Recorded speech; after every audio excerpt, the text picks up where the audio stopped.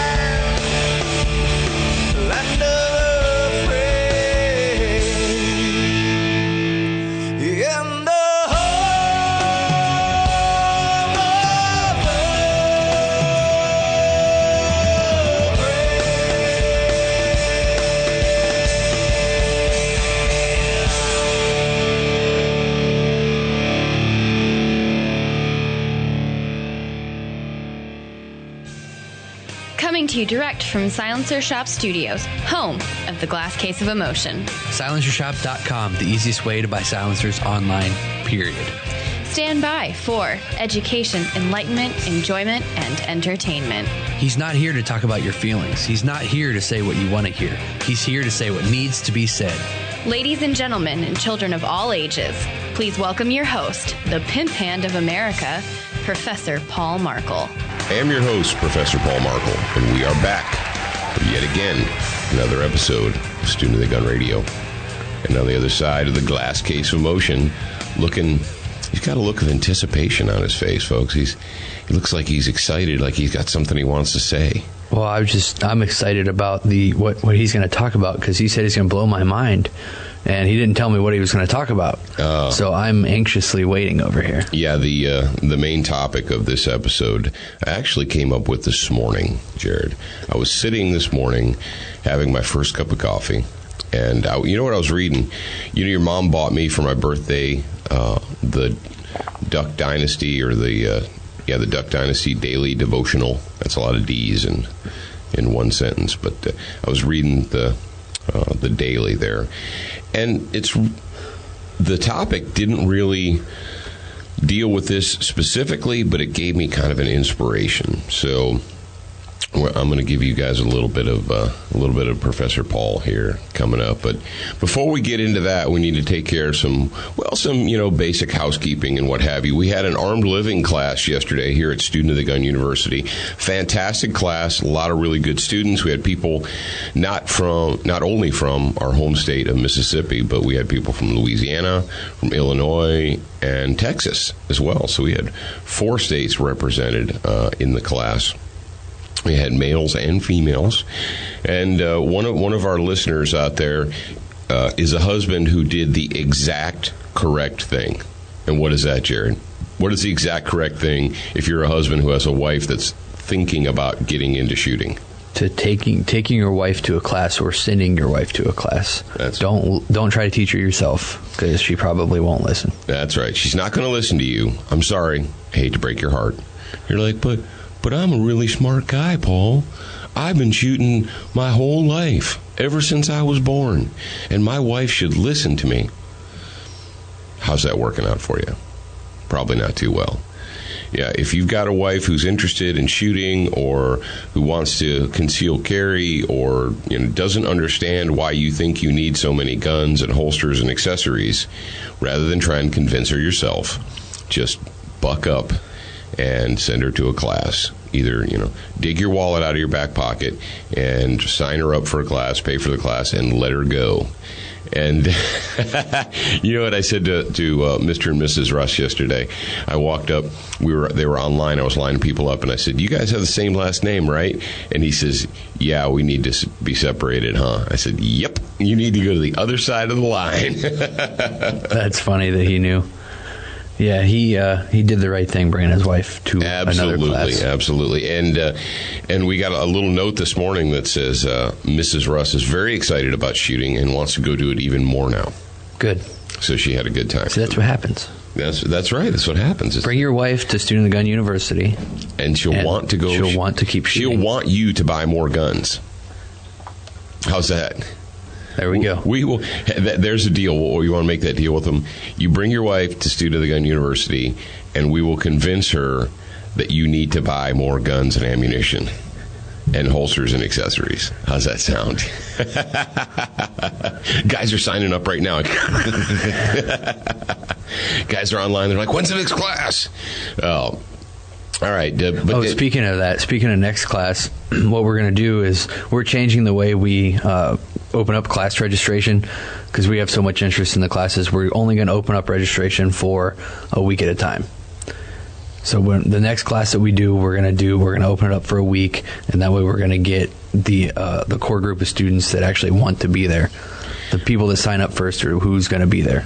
And also, Jared, you might want to let them know that, if you haven't taken the time to sign up for the e-blast, the weekly notification newsletter that you get, the free one that goes out to everybody, if you haven't taken the time to do that yet, shame on you, because it's free. It costs you nothing. And that is how Jared is going to be letting everybody know what's going on. And if you're interested in training specifically, go to sotgu.com and sign up for that specific newsletter, because that's who's going to get the training stuff first. Okay. All right. Rock on. So you're like, but man, I'm going to have to really pay attention. Well, yeah, you are. I know it breaks your heart, but if you're going to pay attention to something, it should be Student of the Gun, should it not? It should be. And who pays attention to Student of the Gun here? Everybody. Yeah, you should. All right. Who makes it possible for everybody? Well, I'll tell you. I was just going to tell them that. Everybody who showed up for our class yesterday was greeted not only by their course material, But they got a bunch of goodies and swag and cool stuff. Thanks to our friends at SWAT Fuel. Thanks to our friend Dr. Dan. Everybody got stickers and wristbands and car chargers and SWAT Fuel samples. And what did Ben say? Ben said he was super focused but super chill. He was, if that makes sense. Yeah, that's exactly what he said. Ben took the SWAT Fuel Plus P in the morning when we first started class, and then when we were all done at the very end, we put away our guns, we're getting ready to leave the range and what have you. And I asked Ben, I'm like, dude, how did it feel? He goes, I was alert but chilled. He said, if that makes any sense. He goes, I wasn't shaky or tremors or anything like that, but he goes, I felt really alert and focused, but still chill. I'm like, that is exactly it. So, and of course, thank you to all of our friends out there in the Student of the Gun audience that listen to the show, listen to the radio show, watch the TV show, signed up, all our buddies from the cigar shop. Thanks for coming out. And thank you, obviously, to SWAT Fuel. And if you're going to make an order, go to SWATfuel.com. If you're interested. If you're not interested, well, too bad. Just, I don't know, pick your nose while I'm talking about this. But go to SWATfuel.com. And when you make your order, make sure that you use the promo code because you want to save money, don't you? Of course you do.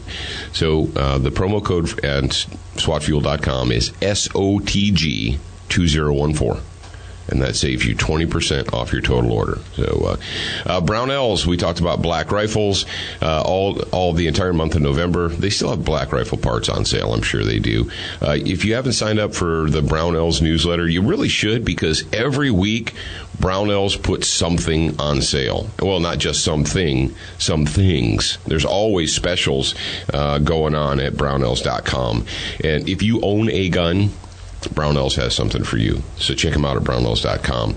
Don't forget about our friends at Colt.com. We've got two brand new rifles, two brand new 308 rifles that we need to shoehorn in some more time at the range. You know what I did yesterday, folks? I went to the range and I spent an entire afternoon at the range, and yours truly, I didn't fire a single shot. I think I got to shoot two. I demonstrated and I talked and I taught. And that's what happens. People think, well, you're an instructor, man. You probably shoot all the time. Well, not really. I mean, I shoot whenever I can, but sometimes you spend more time talking than you do shooting. But we're going to shoehorn in some time to shoot those Colt rifles, get them on video. And we've got a new season of Student of the Gun TV coming up for you guys in 2015, in January 2015, so stay tuned for that. Now, the last one we're going to talk about before we jump into our Good Guy of the Week is Velocity Triggers. And if you guys have been following the show the last few weeks, you know that we've been working with several of our friends in the industry on two rifle builds. We've got two separate velocity triggers, one with a standard curved trigger and one with a straight trigger. And if you have an AR-15 and the trigger's not what you think it should be, or you'd like to kind of give it an upgrade, Velocity Triggers has something for you, and you can find it pretty easy. Just type in the word Velocity Triggers and you go there. But what we've got right now, we have one gun that's completed, and then I have one gun that I actually don't have. I had to go on to Brownells.com this week and order a couple of some parts and pins, because believe it or not, you look at a rifle and you're like, yeah, it's a rifle, right? But when you take it apart and you're like, there's a buffer pin, there's a takedown pin, there's the pivot pin, and all those have retaining pins and all kinds of and little tiny springs. And so when you take a strip lower, which we got two stripped lowers, AR-15 lowers from Element Arms up there in Becker, Minnesota, in the frozen tundra. If you're around there, pop in there and say hello to them. But Element Arms, and they also have a website. Hey, Jared, tell them what the Element Arms website is. I'm going to elementarms.com. Yeah, quit yawning over there, freak. I didn't get any coffee yet. Oh, shame on you. But anyway, so we got the Element Arms lowers, and the first gun is assembled. It's a 300 blackout, a 300 AAC blackout rifle, and the second rifle, it's been Duracoated and it's ready to basically be put together. is it's going to be a heavy-barreled .223, a precision .223 rifle, and that's when we put the straight trigger in. And whether it's SWAT Fuel, Brownells, Colt, Velocity Triggers, Excess Sights, whoever it happens to be, if they're a sponsor, Student of the Gun, and you enjoy listening to Student of the Gun every week, let those guys know. Say, hey, I really appreciate you sponsoring Student of the Gun so they can have cool pop filters and black carbon steel microphones and little monitors that tell Paul how long he's been talking, all that good stuff. Now, Jared's going to go ahead. Are you going to take SWAT Fuel? Yeah, I'm going to. You hear that? Yeah. I'm taking the blue pill because he told me to stop yawning. Yeah, you need to stop yawning over there, freak. We got 3 hours of radio to record, 2 live hours, or not live, 2 public hours, and then the bonus grad program hour. What do we have coming up in the second hour for people? Well, in the second hour, we're going to talk to we've got an interview, a special interview with a young man who has been listening to us from the very beginning. He lives up in Indiana. He's a rodeo star, and with the Indiana Youth Rodeo League. I'm probably not saying that right. Youth Rodeo Association. Forgive me, Andrew. But Andrew's we're going to have him. He's going to tell us all about it. Yeah, we're going to have him on via whatever, Google Talk or whatever. Super secret. Secured line. Secure line. The Gun University. Now, in hour 2, we're going to talk about Granny Stops a Robbery and our Chris Vector package. And actually, and we got something to talk about in hour 2, and I'll just give you a little tiny tidbit.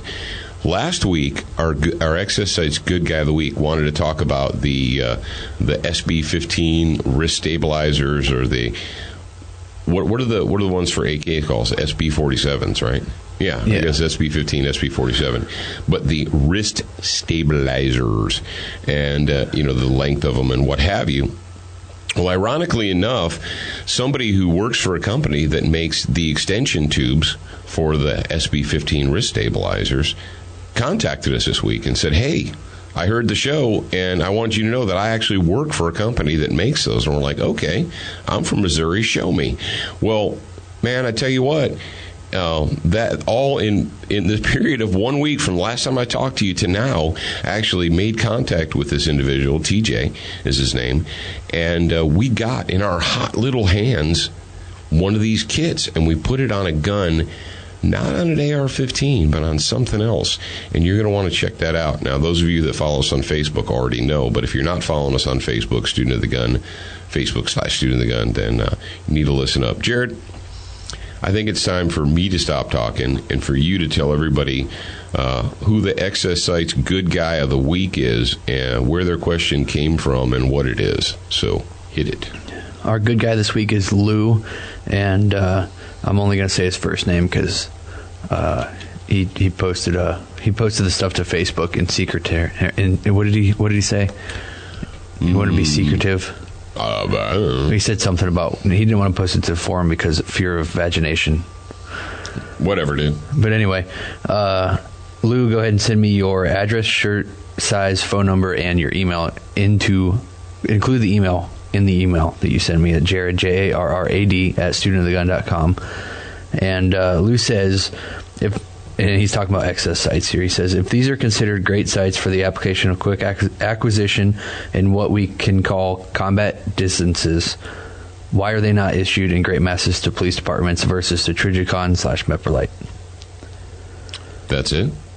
He says, I heard someone else ask it, but they never got an answer. Now let me just say, I'm not bashing Excess at all. I've actually met and spoken with Stephanie and John on 2 different occasions and think they're top-notch people and are a great company. All right, well, let's deal with that for a second. I've been playing this shooting education, training, gun carrying game for 30 years now, 3 decades. And I can tell you this, that the shooting sports industry, like any other industry, you have a lot of what I'll call traditionalists. And there are people that, and I suppose the shooting industry is a little bit different, or the gun community, than most industries, because people take their guns and gun choices and ammunition choices and brand loyalty to extremes. Think about it like this. In your kitchen, think about what's in your kitchen right now. You probably have a toaster, you probably have a microwave oven, you probably have a coffee maker. And unless you're a super coffee ninja or a super toast ninja, do you know the brand name and model of your toaster? I mean, it has a brand name, and it probably has an official model, right? And you're like, yeah, I guess. I don't know. I put bread in it and it makes toast. I don't know what it is or even who makes it. How about your coffee maker? How about your microwave?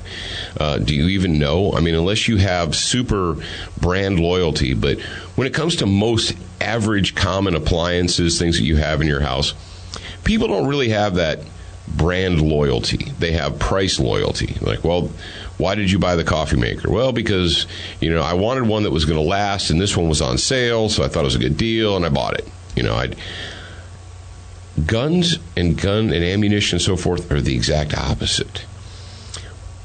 Gun people have brand loyalty, and they have loyalty to certain companies. Because why? Well, my grandfather taught me how to shoot with a Remington or a Mossberg or a Winchester or whatever.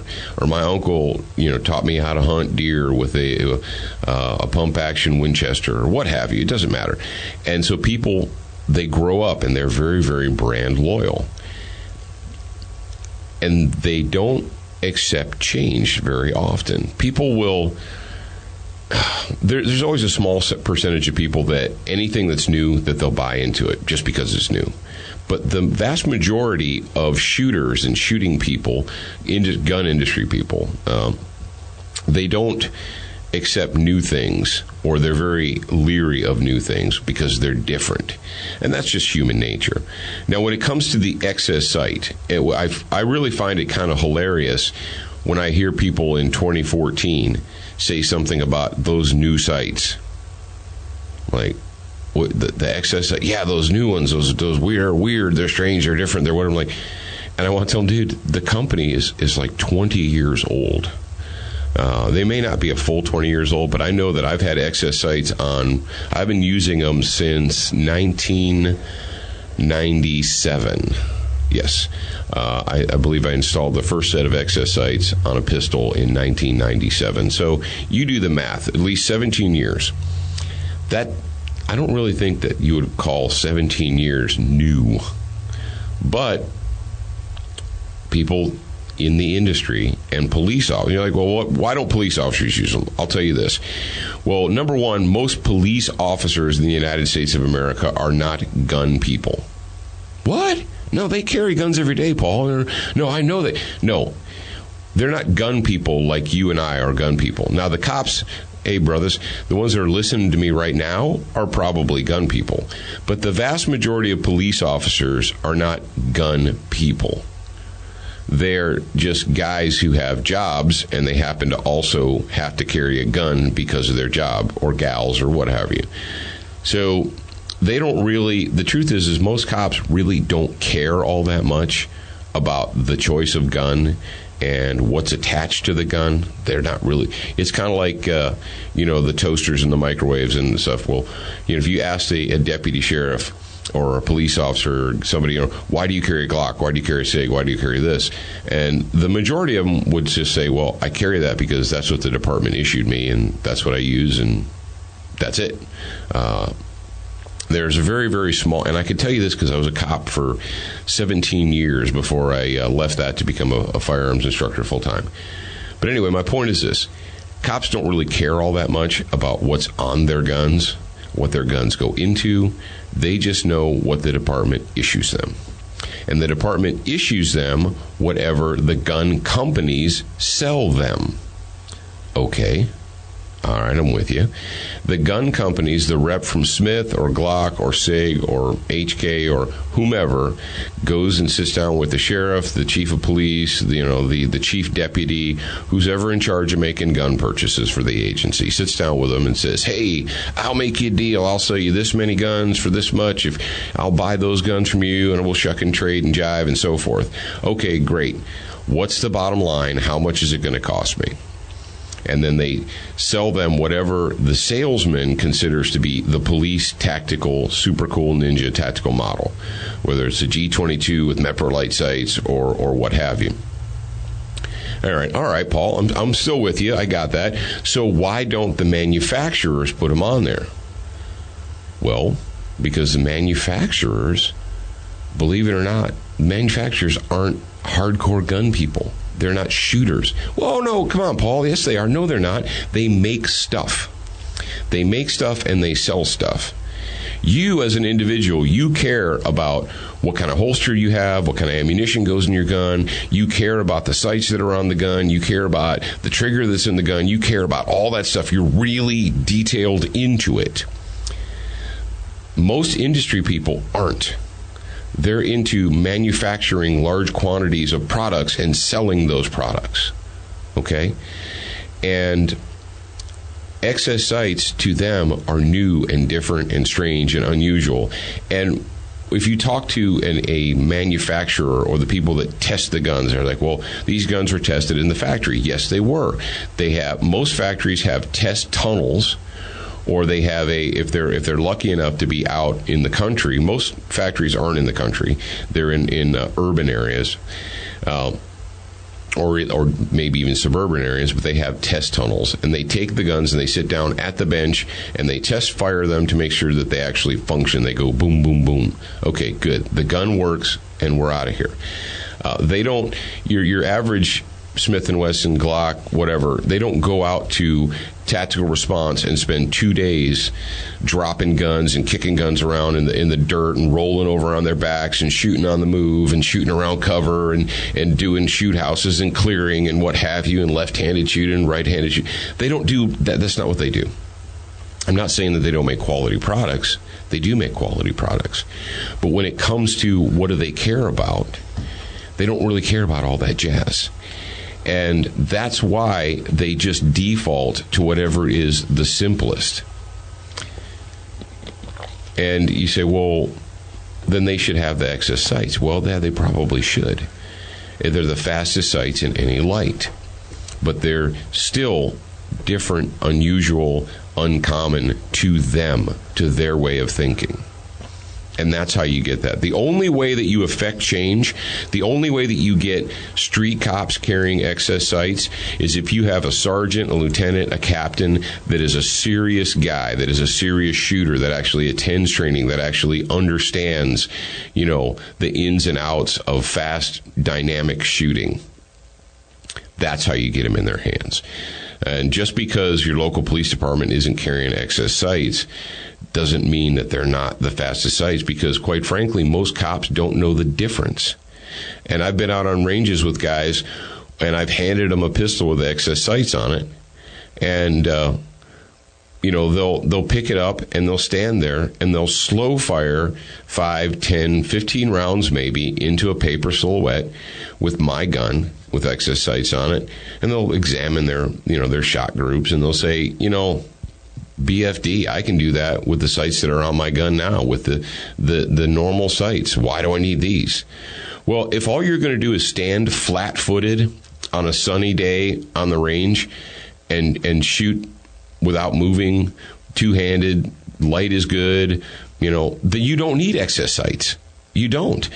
Excess sights aren't for sunny Sunday afternoons when the light is good and, people aren't trying to kill you and you're not trying to move. If you want to know the value of an excess sight system, you need to shoot from your back, shoot from around cover, shoot from unusual positions. You need to shoot while you're moving. Move your feet, move backwards, move forwards, move sideways. Go through a shoot house or a clearing house where you have shadows, deep shadows and bright lights and so forth. That is when you realize the value of express sights or big dot sights. So I know that was a little bit long-winded, but I really felt that the explanation was needed. And so, hey, this is my show, and I just did that. All right, Jared, over there on the other side, are we ready to move into our monologue? You got anything to say? You're over there. You're fidgeting. What are you doing? Yeah, let's go ahead and move on to the mind-blowing part of the episode. I'm ready to have my mind blown. Okay. I see you have taken a seat and you're relaxing there. Well, all right. You guys know, you should know, even if you went to public school, What is the definition? Jared, I'm going to ask you this because I've asked you it before, but I want to. What is the definition of darkness? The lack of light. The absence of light? Yeah. Yeah. We create light. Light is energy. Light is a result of energy, of positive energy. Darkness is not a result of positive energy. Darkness is the result of a lack of light. Correct? Right. We don't make darkness. We don't create darkness. There's no light out there that makes darkness, or there's no handheld device that you flick a switch and it makes darkness. Now, you can have artificial darkness with smoke or fog or what have you, but darkness is simply the absence of light. And light doesn't just happen on its own. Light is a result of positive energy. Liberty, human liberty, is much like light. Liberty does not just happen as a default. Many people in the United States of America believe or act or go out about their daily business ignoring liberty or assuming that liberty will just occur all on its own, that it will happen all on its own. And it doesn't. Liberty is actually a product of energy, of positive energy. The only way that you can have liberty for yourself, and when I say liberty, I don't necessarily just mean freedom. When I say liberty, what I'm saying is that it's not just going to happen all on its own. It's going to happen as a product of energy, of deliberation. People who in the United States believe that just because I am an American citizen, just because I was born here, I'm guaranteed liberty. I'm guaranteed freedom. They're making a mistake. They assume that that it's just going to happen on its own. And it's not. It's not going to happen. If you sit there and think, well, just because I'm an American, just because I was born here, just because we have a Constitution, just because the Founding Fathers did what they did, then I'm guaranteed liberty. You're wrong. You're incorrect. And the reason I feel so strongly about this is because a lot of people on our side, in the gun world, in the gun community, a lot of those people don't seem to get it. They don't seem to get that it's not just about guns. It's not just about owning guns or having guns or playing with guns or hunting or three-gunning or whatever. Guns are a part of liberty. Firearms are a part of liberty.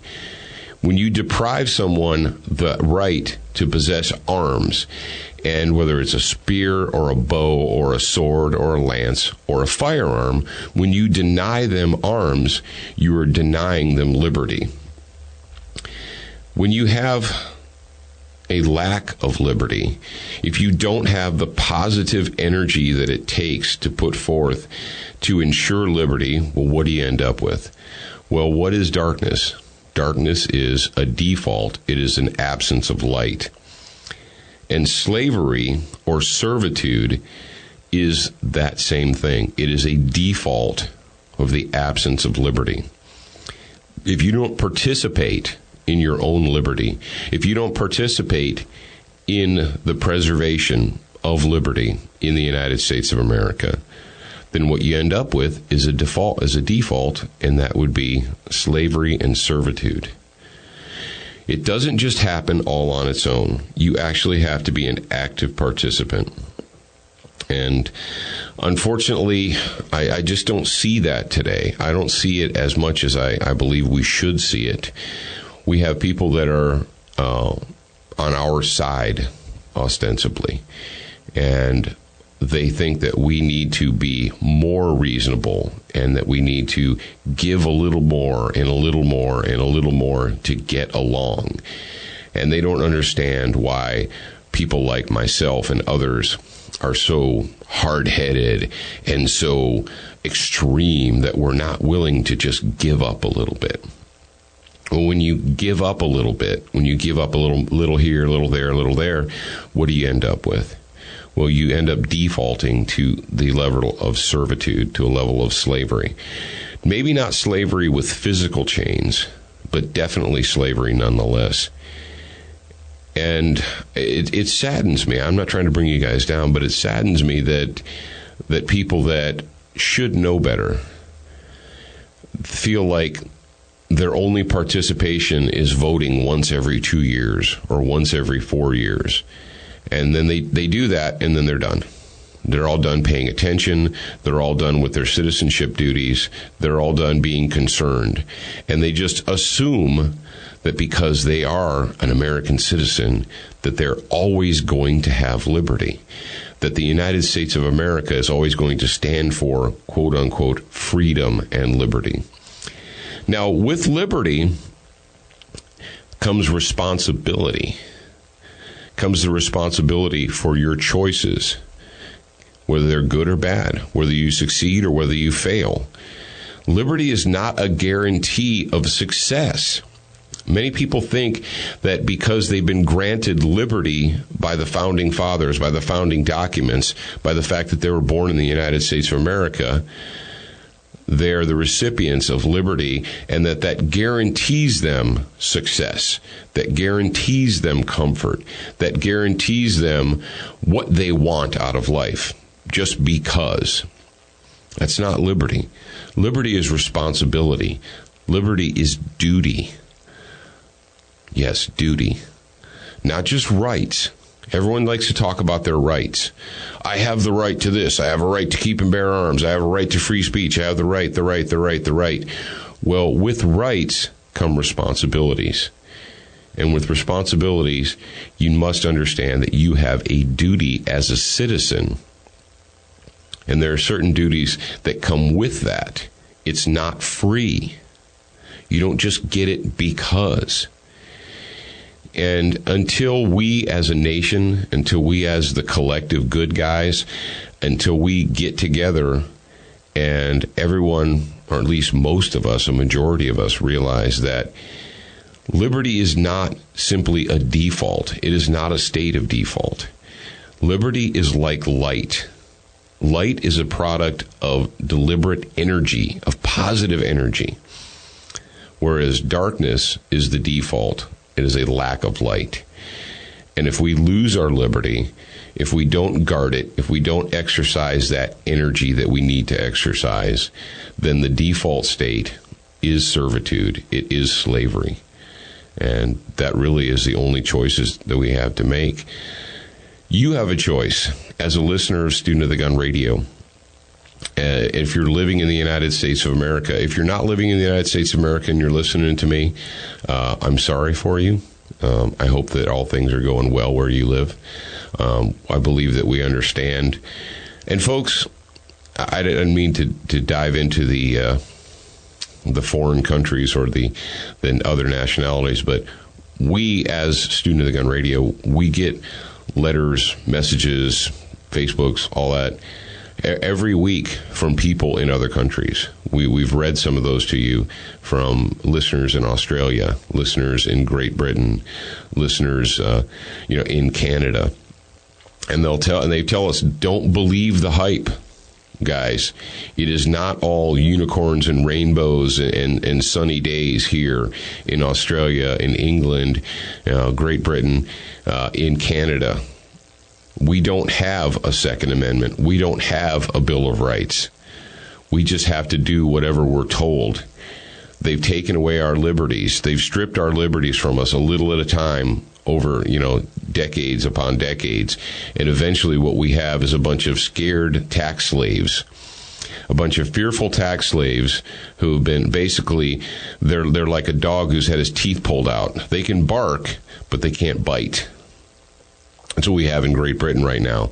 We have a bunch of basically toothless dogs that are barking about a lack of liberty, a lack of freedom. Now they're in danger because they have mobs and thugs just roaming the streets.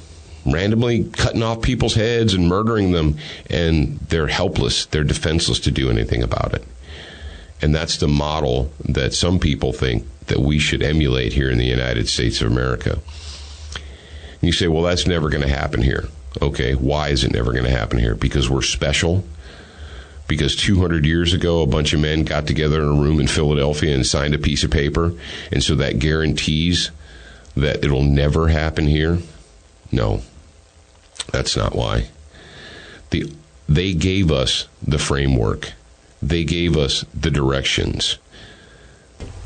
But if we don't follow those directions, if we don't follow that framework, we'll lose it. It just doesn't happen all on its own. It takes positive energy. It takes absolute effort on your part to maintain liberty. Liberty is like light. It doesn't occur all by itself. You have to do something to make it happen. And I'm hoping that in the year to come that we'll take that time, and we're trying to help you guys out through what we're doing with the Patriot Fire Team, through the videos that we're releasing, through the book that's coming up, and it's going to be released this week as you hear this. It's going to be available. We're trying to reach out and to inspire you as a listener, you who are out there and you're saying, well, I'm doing this and this, or I know I could be doing more, I know I should be doing more, what can I do? And that's what we're doing here. And with that, I'm going to go ahead and turn it over to Jared. I've heard all too many times, mostly from people that are younger than me, they say something like, well, why should I be involved? Everybody else is already taking care of it. And what do you have to say to that? Why do you think they think that way? Well, it's the I'm not responsible for anything mentality. It's the I guess it's the great insurance mentality. Don't worry about your bank being robbed. They're insured. Your money's insured. Don't worry about, being anything. It's always someone else's responsibility to take care of you. And the state is more than happy to convince you that you shouldn't take care of yourself. It's it's the police officer's job. It's the fire department's job. It's the state's job. It's everybody's responsibility but yours. You just go to work and be a tax slave. Don't worry about anything else. We'll take care of all that. And the only thing we ask is that you give us 100% absolute servitude. Anything we say, you have to do. And we've been taught that everything we want is our right, but we have no responsibilities and no duties. Just being born in America is enough to be guaranteed food and shelter and housing and free phones and free cars and free everything else for the rest of your life. And we can't keep on like that. It's not going to work.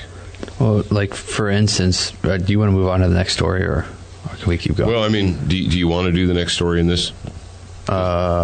We could save it, I guess. But I was going to compare what happened in Detroit or in Michigan with the water thing. Oh, okay, go ahead. I was talking to somebody about it, and they said, I don't know where they got their information, but they were basically, the people were, I don't even want to call it, I can't think of the word. It just left my mind. It just left your mind. The whole water is a human right thing. Yeah, but no, like what they're doing, they weren't petitioning. They were protesting. Yeah, protesting. There it is. I knew it started with a P. But anyway, they were protesting because the local businesses were supposedly some of the ones that had the most delinquency in their water bills. And okay, if that's true. But my thing is, the people that were protesting, why were they protesting for somebody else to take care of them instead of going? Like, if you didn't have water in your house, would you make a sign and go protest, or would you go out and try to find water or try to find a job to pay for your water? What would you do? Well, let's face facts. Water is not expensive. We get here at the Student of the Gun University building, we have a water bill, and we get what? 10,000 gallons a month, 5,000 gallons a month. Yeah, we get 5,000 gallons a month for the base rate of $25 or something like that. It's a lot of freaking water, folks. Yeah.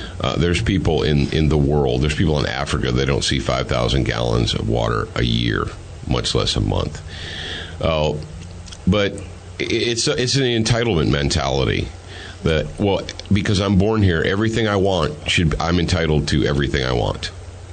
Well, and another thing that I said was the businesses have their water on. They provide to the community. They provide tax dollars to the community. These people that were protesting because they didn't have water, what are they giving to the community? Well, let's face facts. They're all leeches. They're already getting free housing, so they want free water too? No useful purpose in life. And you can't survive. We talked about this before. We cannot survive as a nation when we have more people taking out of the system than are putting into the system. When we have more people leeching off of the system than are actually providing a value to the system, then you can't survive as a nation. You end up like California. It doesn't matter what the name of your country is. United States of America, Swaziland, it doesn't matter. If you have more people that are taking away and not non-producers, producers versus non-producers, that's not the way the world was ever established to be. I mean, let's face it. You go back, in your world history, go back to the tribes and so forth. If you didn't produce, no one would accept. They wouldn't accept a physically fit adult not contributing to the community. It was not acceptable at all.